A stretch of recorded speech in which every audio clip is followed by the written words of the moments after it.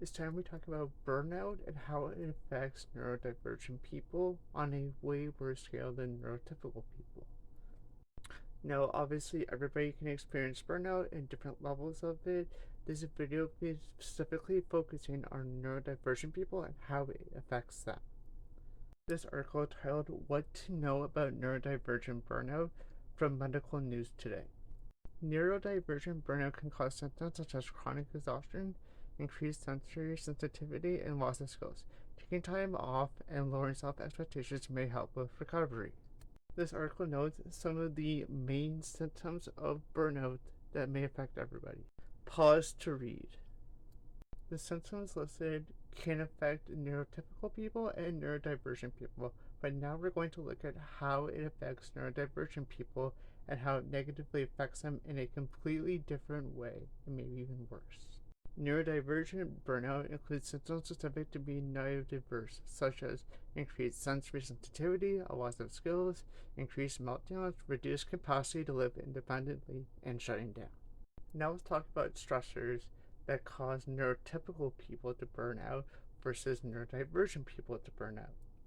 Causes of burnout in neurotypical people can include work-related stresses such as a conflict with colleagues, prolonged overworking, feeling under challenge, constant time pressures, and extreme commitment. Now let's talk about stressors that negatively affect neurodivergent people and allow them to burn out.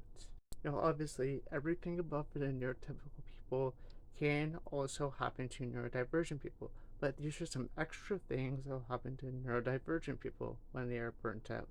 These stressors include difficulty organizing and prioritizing workloads, masking behaviors such as suppressing stimming, social situations, and being in an environment which does not accommodate neurodiversity. Now, as somebody that was diagnosed with ADHD type 2, which is non-hyperactive at the age of 7, I can tell you firsthand that the need for accommodations is great and it'll help people work better and be more productive. Here are a few more reasons that could lead to neurodiverse people being burnt out.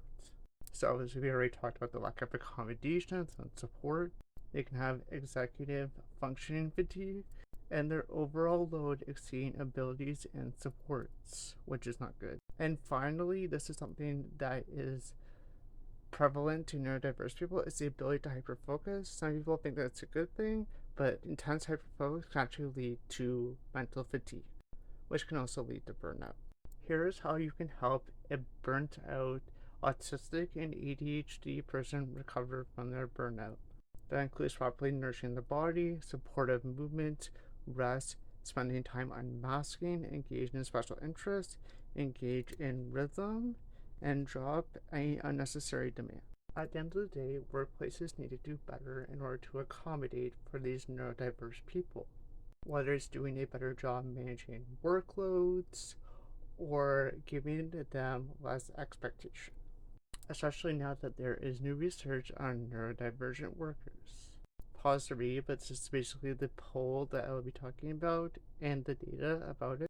1 in 3 neurodivergent workers worry that they'll be fired if they share their condition. And the list goes on and on and on about neurodivergent people not being properly supported in the workforce. If you want workers to be productive, you have to break down barriers and you have to be accommodating to these people because they will be your hardest worker.